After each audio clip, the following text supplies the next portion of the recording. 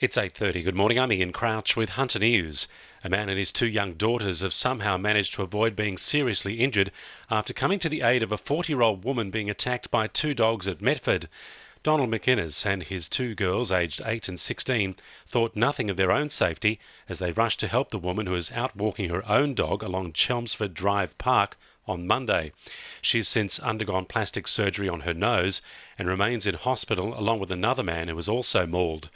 Donald McInnes has told Seven he needed minor surgery after sustaining a nasty bite wound. Basically just tore that quarter of my hand out, just had it all stitched up and put back together.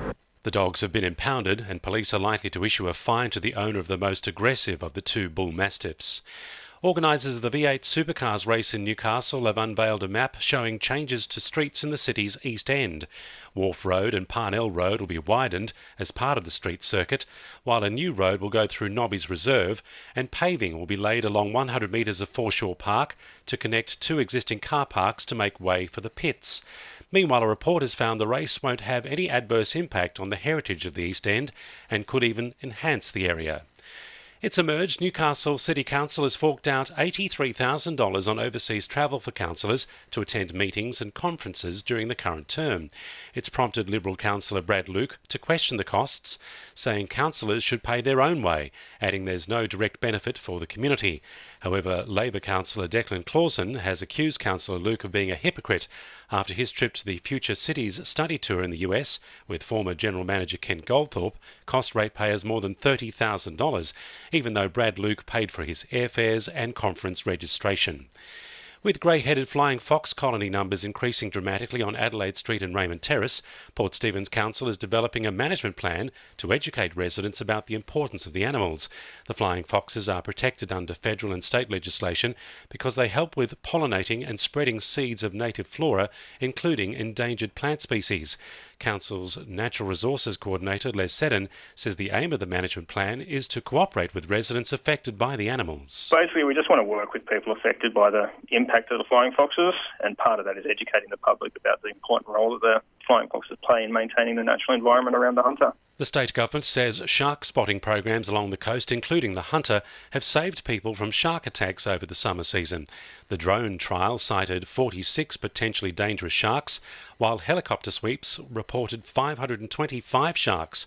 Drone flights took place every day on 5 beaches across the state, including Redhead.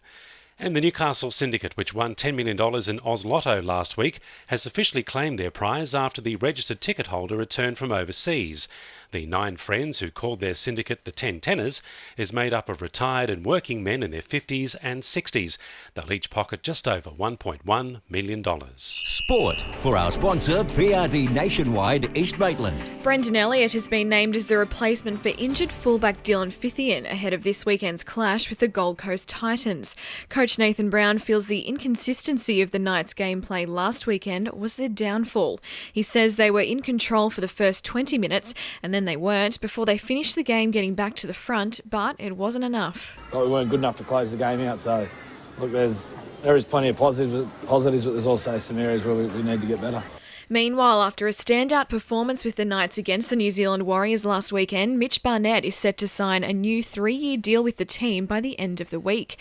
Coach Nathan Brown says Barnett is someone who can play middle or edge, and no matter what position, he will give the Knights his all. And the Lambton Jaffers have rounded out their 2017 team with some big names, including Joel Griffiths, Michael Kantorowski, and Jets youth players Dane Greentree and Tom Walker. The NPL season kicks off this Friday at Jack McLaughlin Oval when Edgeworth go head-to-head with Broadmeadow. That's sport. I'm Jessica Rouse. 2NURFM News Time, 26 to 9.